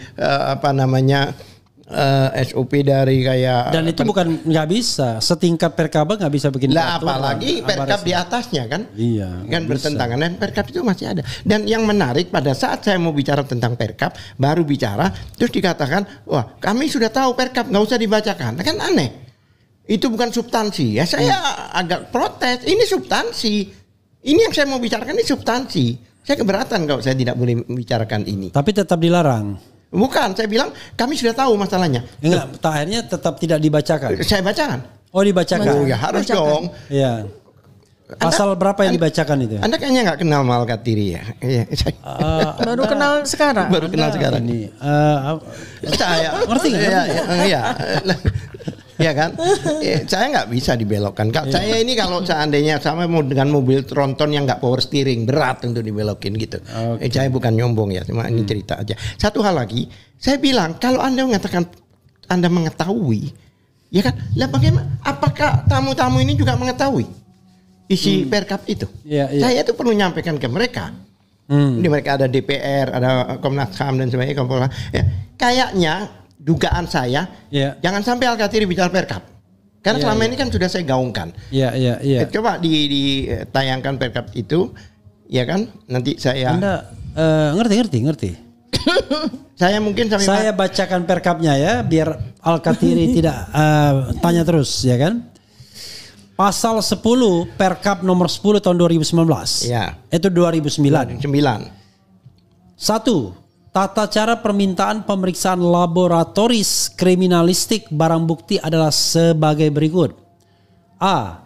Kepala Kesatuan Kewilayahan atau Kepala Pimpinan Instansi mengajukan permintaan pemeriksaan laboratoris kriminalistik barang bukti secara tertulis kepada Kalapor Polri ya, dengan menjelaskan maksud dan tujuan pemeriksaan. B. Permintaan tertulis sebagaimana dimaksud pada ayat 1 huruf A wajib dilengkapi persyaratan formal dan teknis. Tolong digarisbawahi wajib gitu. Ya, wajib. Formal dan teknis sesuai dengan jenis pemeriksaan. Langsung ayat 2. Silakan. Apabila terdapat kekurangan persyaratan sebagaimana dimaksud pada ayat 1 huruf B, Kalapor, ya, Kepala Laboratorium Forensik Polri meminta kekurangan persyaratan tersebut secara tertulis kepada Kepala Kesatuan Kewilayahan atau Kepala Pimpinan instansi yang mengajukan permintaan pemeriksaan untuk dipenuhi dalam batas waktu 14 hari kerja. Mungkin dalam hal ini harus permintaan dilengkapi 14 hari. Ya, permintaan dari Ditipidum mungkin ya, atau dari Bareskrim mungkin ya. Bukan dari laboratorium. Enggak, maksudnya permintaan ke laboratorium itu dari Bareskrim ke Biasanya penyidik ya. Iya. Penyidik meminta meminta ke Lab Force, ya kan? Nah, Lab Force ini ada batas. Persyaratan itu harus dilengkapi, persyaratan formil maupun teknis. Kalau tidak, dalam 14 hari mereka harus respon balik. Dikembalikan harus balik. Jadi kayak apa ya, P21, P18 gitu. Nah, itu dua kali 14 Setelah hari. 2 kali permintaan kekurangan persyaratan sebagaimana dimaksud pada ayat 2 tidak dapat dipenuhi, Lab 4 Polri akan mengembalikan berkas pemeriksaan barang bukti tanpa memberikan hasil pemeriksaan. Ya, berarti betapa pentingnya persyaratan itu kan. Ya, permintaan pemeriksaan dapat diajukan kembali dengan permintaan baru setelah memenuhi persyaratan sebagaimana dimaksud pada ayat 1 huruf B. Pasal berapa lagi, Bro? Pasal 80. Pasal 80. Kan kemarin dulu saya 84 itu kan produk cetak. Ya. Saya kembalikan ke dokumen aja ya. Tapi dua-duanya sama. Pasal 80. Pemeriksaan barang bukti dokumen sebagaimana dimaksud pada dalam pasal 79 wajib memenuhi persyaratan formal sebagai berikut. Wajib lagi kan? Wah, iya. Wajib ini berarti pakai wudhu ini ya. Iya. Permintaan tertulis dari Kepala Kesatuan Kewilayahan atau Kepala Pimpinan Instansi. Iya. Laporan polisi. Itu syaratnya. Iya. Padahal harus ada laporan polisi. Padahal laporan polisinya belum ada. Belum ada. Iya. Ini kan masih Dumas. Iya. BAP saksi tersangka atau laporan kemajuan belum ada juga. Itu lebih begini loh. Kenapa harus ada BAP tersangka dan itu? Karena barangkali di dalam pemeriksaan itu ada tambahan-tambahan surat dan sebagainya. Dan tersangka jangan lupa ya. Tersangka itu diperiksa paling akhir. Berarti pemeriksaan itu bukan di awal tapi di akhir. Peningkatan penyelidikan dari penyelidikan ke penyidikan. Memang belum ditentukan tersangkanya, tetapi asal diketahui sama seperti Bro Alkatiri bahwa yang namanya penyidikan itu serangkaian tindakan untuk menemukan tersangkanya. Penyidikan. Ya, kalau penyelidikan untuk menemukan tindak pidananya. Nah, jadi tindak pidananya sudah ditemukan, entah ditemukan di mana, di got, di jalan, di apa kan? Enggak jelas. Sekarang tinggal menemukan tersangkanya.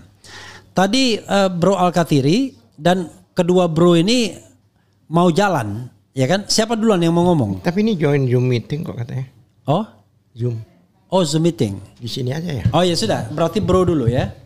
Jadi Bro Rismon, silakan Anda komentari apa pendapat Anda mengenai bahwa kasus Anda di Polda Metro Jaya. Bukan kasus Anda sih, tapi Anda yang terlapor kan? Itu sudah ditingkatkan dalam proses penyidikan yang artinya ini potensial akan menemukan tersangkanya, potensial akan dilanjutkan di tingkat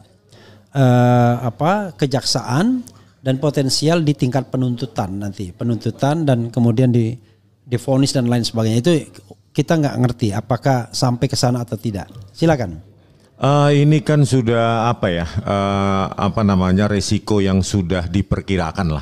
Kalau kita melawan Joko Widodo, ya tentu ini resiko yang harus dihadapi. Jadi bukan bukan sesuatu yang surprise banget, kejutan-kejutan ini kan sudah dikalkulasi. Kalau hal ini tidak dikalkulasi, ya tentu lebih baik tidur di rumah, nggak usah memperjuangkan ini gitu.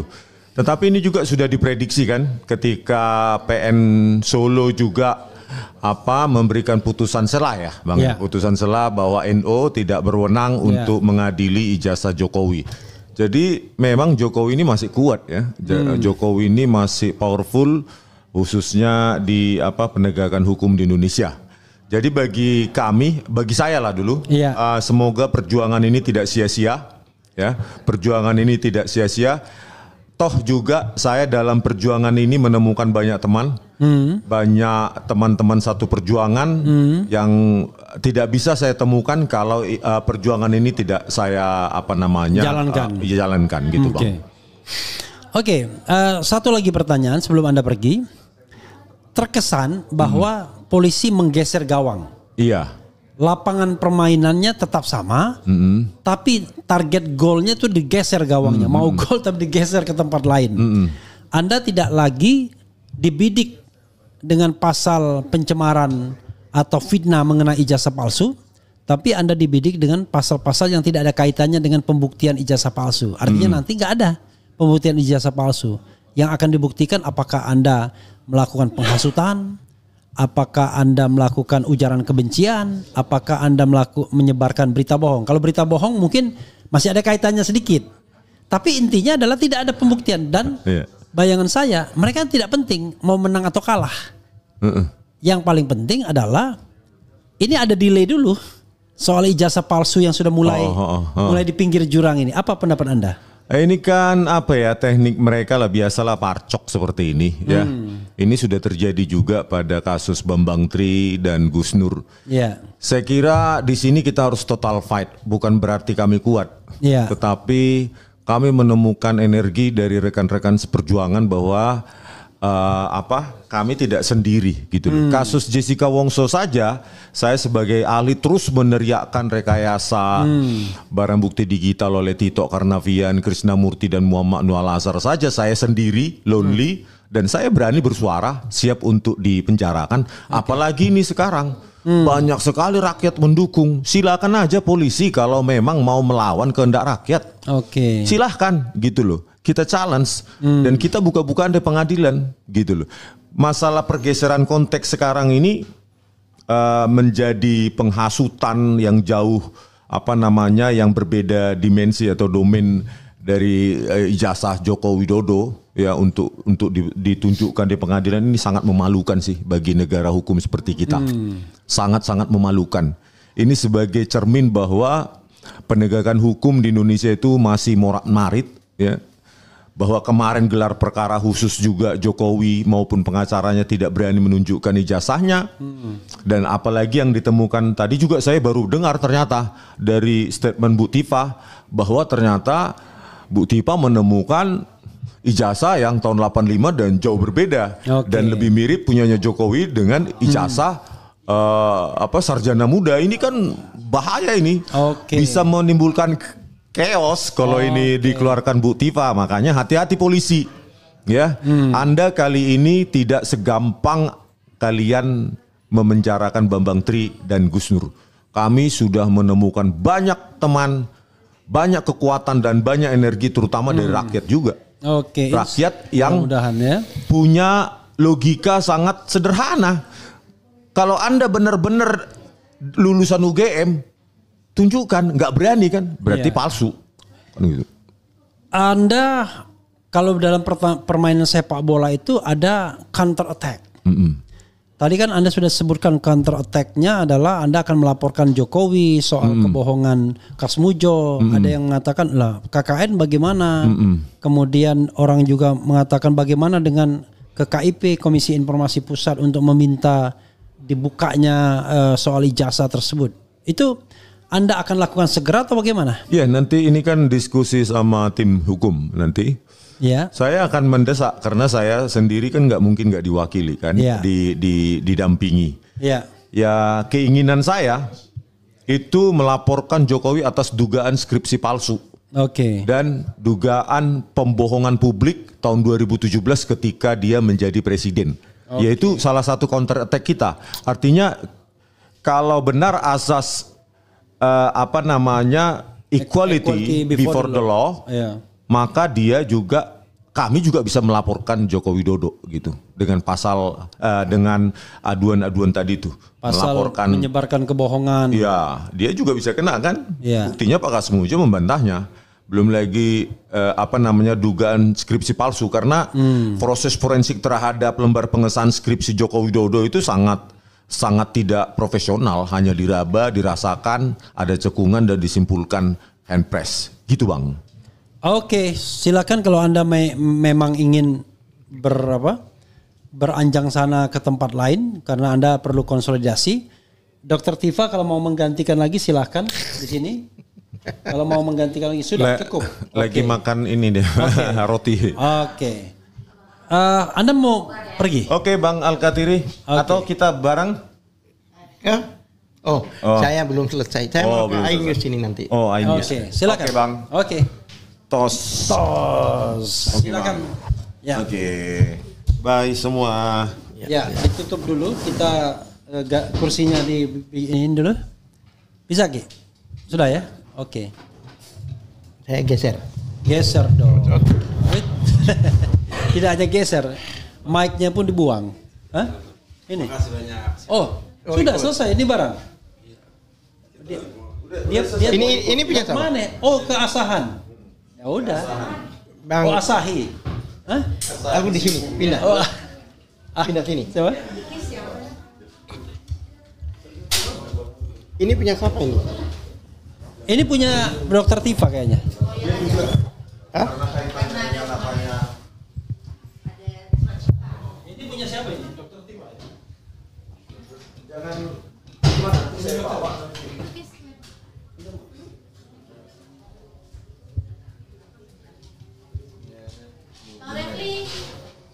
Oke. Bye.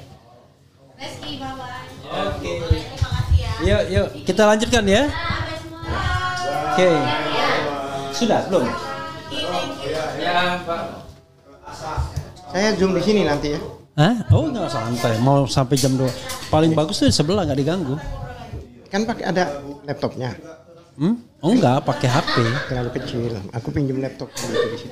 Laptop boleh, tapi laptop itu jelek gambarnya. Gambarnya jelek. Ya, saudara sekalian, kita lanjutkan ya. Apa yang Anda ingin sampaikan lagi terkait dengan hal ini? Jadi saudara sekalian, mohon maaf ya. Kebetulan tadi dari Polda Metro tiba-tiba mereka berkunjung ke sini semua. Makanya narasumbernya berganti-gantian, tetapi supporternya masih ada. Dan kemudian di tengah jalan ternyata ada berita yang mengatakan bahwa ditingkatkan ke proses penyidikan yang artinya akan mencari dan menemukan tersangkanya, karena itu proses memang begitu stepnya. Dan kemudian kita tahu bahwa ya begitulah, kadang-kadang walaupun unlogical tetapi terjadi. It happens to Bambang Tri dan Gus Nur. Silakan. Ya, saya tadi bicara tentang Perkap kalau nggak salah. Ya, Perkap. Ya, jadi Perkap itu kan dibacakan tadi. Ya. Ya kan? Sorry. Kita lanjutkan soal Perkapnya ya. Ya itu saya bacakan lagi ya Perkapnya. yang langsung ke pasal 80-nya aja. Iya, Persyaratan 80. langsung. Nah, 80 ya, pasal 80, sorry tadi karena ada maghrib ya. Pemeriksaan barang bukti dokumen sebagaimana dimaksud dalam pasal 79 wajib memenuhi persyaratan formal sebagai berikut. Wajib ya. A. Permintaan tertulis dari Kepala Kesatuan Kewilayahan atau Kepala garis miring pimpinan instansi. B. Laporan polisi. C. BAP saksi garis miring tersangka atau laporan kemajuan. D. BA pengambilan, penyitaan dan pembungkusan barang bukti. Dan C. Otentikasi dokumen pembanding. Iya. Oke. Pemeriksaan ayat 2-nya ya. Perlu masih relevan ini? Enggak, di situ aja cukup udah. Oke. Jadi begini. Sebenarnya pemeriksaan laboratorium. Tapi ada ini. Apa itu? Pemeriksaan barang bukti dokumen sebagaimana dimaksud dalam pasal 79 wajib memenuhi persyaratan teknis sebagai berikut. Dokumen bukti yang dikirimkan adalah dokumen asli, bukan merupakan tindasan karbon, fax atau fotokopi. Silakan. Ya.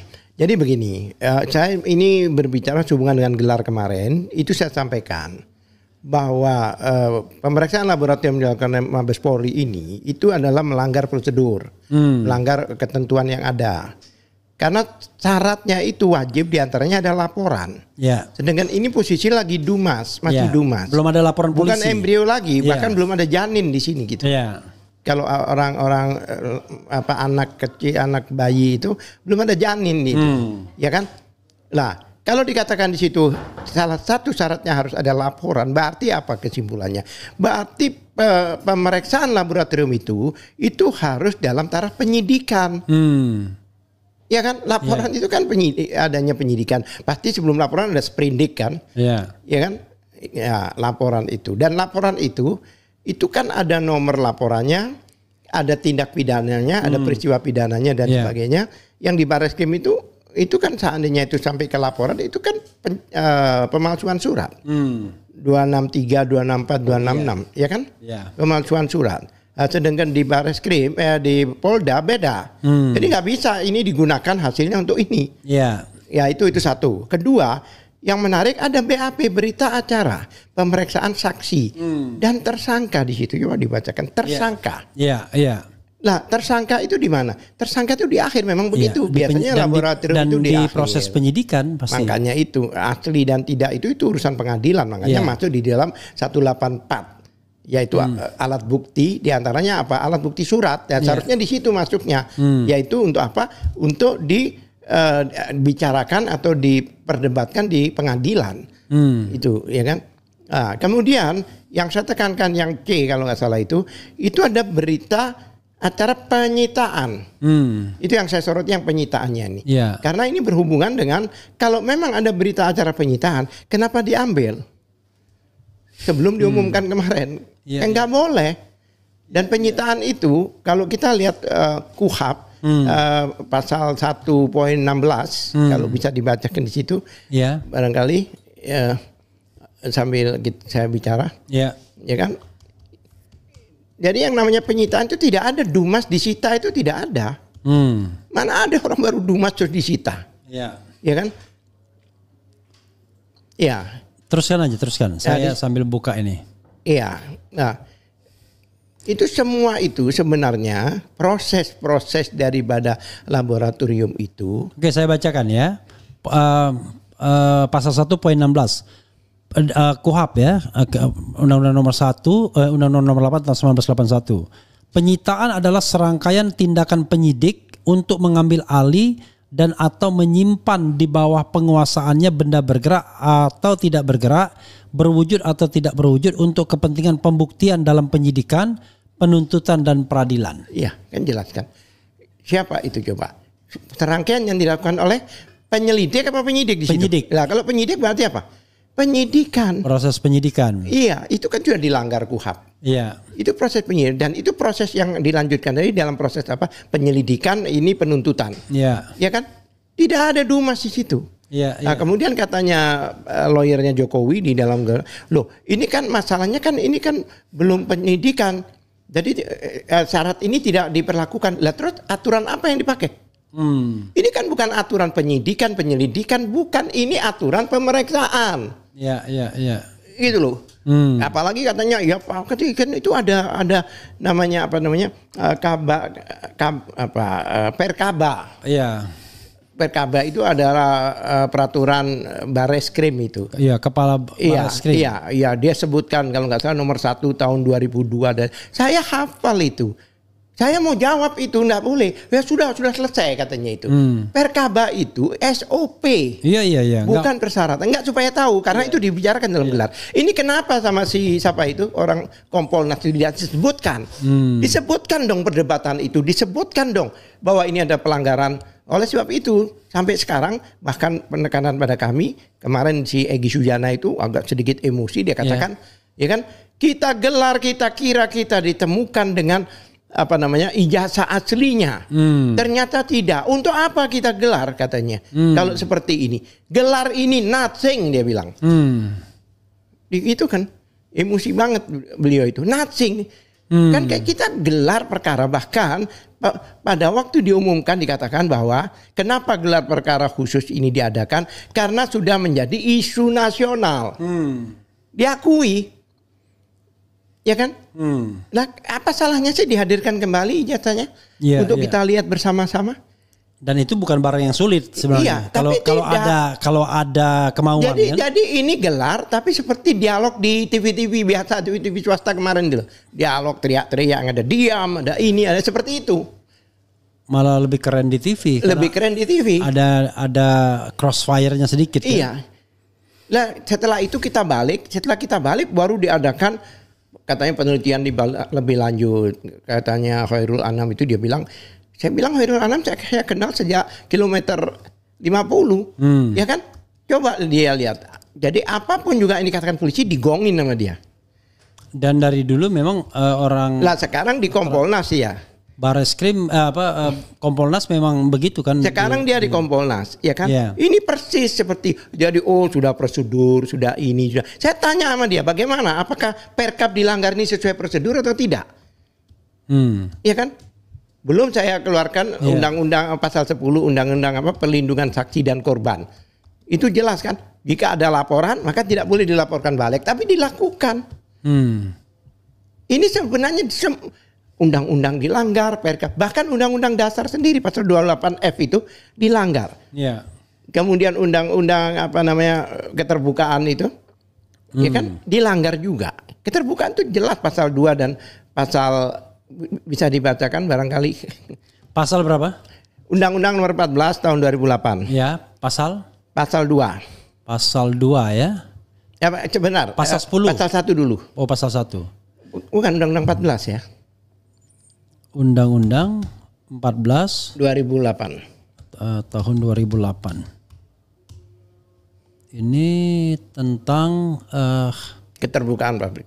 Tentang keterbukaan informasi publik. Iya. Pasal 1 ayat 3 dulu. Pasal 1 ayat 3. Poin 3. Pasal 1 poin 3. Iya. Badan publik adalah lembaga eksekutif, legislatif, yudikatif, dan badan lain yang fungsi dan tugas pokoknya berkaitan dengan penyelenggaraan negara yang sebagian atau seluruh dananya bersumber dari APBN dan atau APBD atau organisasi non pemerintah sepanjang sebagian atau seluruh dananya bersumber dari APBN dan atau APBD dan belanja daerah, sumbangan masyarakat dan atau luar negeri. Silakan. Iya. Pertanyaan saya, UGM itu terima dana nggak dari APBN? Oh ya udah pasti itu udah pasti. KPU badan terima publik. Dana nggak dari ya, udah dia? Pasti, udah pasti. Kita masuk sekarang ke pasal 2. Pasal 2 udah pasti badan publik dia. Setiap informasi publik. Oke sebentar. Jadi setiap informasi publik bersifat terbuka dan dapat diakses oleh setiap pengguna informasi publik. Ya. Kemudian informasi atau langsung ke pasal 4 aja biar pasal 4 cepat. Ya. Itu pasal 2 ya, pasal 4. Pasal 4. Oke nih. Setiap orang berhak memperoleh informasi publik sesuai dengan ketentuan undang-undang ini. Setiap orang berhak melihat dan mengetahui informasi publik, menghadiri pertemuan publik yang terbuka untuk umum untuk memperoleh informasi publik, mendapatkan salinan informasi publik melalui permohonan sesuai dengan undang-undang ini dan atau penyebarluasan informasi publik sesuai dengan peraturan perundang-undangan. Setiap pemohon informasi publik berhak mengajukan permintaan informasi publik disertai alasan permintaan tersebut. Sampai di sini. Oke. Iya kan? Iya. Iya kan? Lah, sekarang publik itu minta ke UGM. Iya. Dengan UGM tidak memberikan, tidak fair, tidak. Karena apa? Saya katakan bahwa data pribadi jika digunakan untuk menjadi atau persyaratan sebagai pejabat publik sudah menjadi data publik yang mana terbuka, semua orang bisa mengakses. Sekarang UGM yang melanggar undang-undang, KPU melanggar undang-undang, melanggar undang-undang dasar, ya kan? Ini dibenarkan. Maka kami sebagai publik yang berhak untuk mengetahui itu, kenapa Egy Sujana sebagai TPUI dia ingin tahu? Karena kliennya itu dihukum hanya gara-gara tidak dibukanya ijazah yang diduga yang mereka katakan asli itu. Iya kan? Jadi bukan tiba-tiba kan, kenapa sih kok? Kenapa gimana? Gara-gara tidak dibukanya ijazah itu, tidak terbukanya ijazah itu, maka 2 orang warga negara dihukum 6 tahun. Itu ada hubungannya. Katanya Jokowi didolimi. Lah pertanyaan saya, siapa sekarang? Jokowi atau rakyat? Mau masuk penjara, jelas itu rakyat yang masuk penjara. Siapa yang sebenarnya didolimi? Nah, itulah artinya supaya warga negara Indonesia ini tahu bahwa kita sebagai warga negara ini berhak untuk saya pernah katakan di sini, jangankan ijazah, kalau orang sudah sebagai pejabat publik, hartanya itu loh harus dideklar. Iya. Ijazah cuma selembar ini harta. Ada tanah, ada ini, ada rumah, ada aset, ada saham. Itu harus dideklar dan orang berhak mengetahui. Kalau tidak ada masalah dia nggak akan keberatan. Kan begitu. Oke bro, kita harus sholat dulu ya. Wrap up dan barangkali closing statement. Udah, silakan. Tapi boleh. wrap up dan closing statement di era channel itu bisa 2 jam sendiri. Silakan. Sebentar aja. Oke. Jadi begini, apalagi sekarang ditingkatkan katanya dari apa namanya? Penyelidikan ke penyidikan. Oke, dia penyelidikan. Ya kan. Sebenarnya seharusnya dihentikan, bukan malah dilanjutkan. Lah kalau kayak gini seperti ini dengan agresif seperti ini, seperti zaman-zaman dulu seperti ini, sebenarnya DPR ini harus bergerak, jangan diam aja gitu loh. Ya, untuk apa? Tapi kan dalam sejarahnya yang mati 6 orang saja DPR diam aja. Lah ini kan kita masih menguji DPR baru ini loh. Berbuatlah sesuatu, do something gitu loh. Yeah. Ini warga negara kita ini lagi tertekan. Warga negara kita ini lagi didolimi. Jangan tinggal diam. Panggil kita. Yeah. Adili kita di Komisi 3 itu. Karena sudah nggak bisa gelar perkara apa sudah nggak bisa lagi. Dan kami waktu itu kami sudah tidak bisa terima gelar perkara kemarin itu hasilnya karena apa? Karena ijazahnya tidak dihadirkan. Pernah nggak Bang Refli tahu kalau ada suatu penyampaian apa hasil laboratorium narkoba cuma ditunjuki foto narkobanya, ini loh foto narkobanya, atau penggunaan senjata api, ini loh foto senjata apinya, pernah nggak? Iya, biasanya langsung fisiknya. Apalagi kalau kita bayangkan, sekarang kalau orang kan medeni itu kan pedang ya kan, pistol. Masa ijazah aja nggak mau ditunjukkan? Ijazah lah, iya kan, malah ditunjukkan fotokopi lungset lagi, bahasa Jawanya lungset kusut, ya kan? Oleh sebab itu ya kita ini kan negara hukum, dari dulu kita bilang supremasi hukum adalah panglima dan sebagainya, negara kita negara Pancasila dan sebagainya. Ya artinya ini apa ya? Dikatakan supremasi hukum ini hanya jargon atau hanya hashtag atau apa gitu loh. Gitu loh. Saya pikir pejabat negara dalam ini Menteri Polhukam ya. Menteri juga harus sekarang karena polisi ini kan di bawah Polhukam juga kan. Ya kan? Artinya Polhukam ini juga harus menyikapi masalah ini, jangan tinggal diam. Oh, bukan. Polisi itu di bawah ini ya mungkin Polhukam, ya. Pak. Di bawah Polkam. Kan ada Polkam sama ya artinya kan di bawah keseluruhan itu. Menko saya nggak tahu apakah di bawah Yusril ataukah di bawah apapun juga lah. Menko siapapun juga. Karena sekarang ini kan banyak ganti-gantian. Dulu kalau zaman saya dulu itu orang itu hafal nama menteri karena menterinya nggak diganti-ganti. Sekarang baru dihafalin udah ganti, ya kan? Nah ini harus bersikap. Presiden juga harus apa istilahnya? Ya istilahnya menyetop lah, artinya ya minimal melihatlah apakah ini fair atau tidak. Tapi yang jelas itu Komisi 3 karena itu tugasnya gitu loh. Nah, sekarang ini kan rakyat lagi menjerit, rakyat lagi tertekan, ya kan? Apalagi Prabowo selama ini kan selalu menggaungkan sesuatu yang positif, perubahan-perubahan, dan memang bagus perubahan-perubahan, better and better lah. Tapi kalau penegakan hukum masih seperti ini, kan sayang karena nilai setitik rusak susu sebelanga itu kan istilahnya. Itu closing system.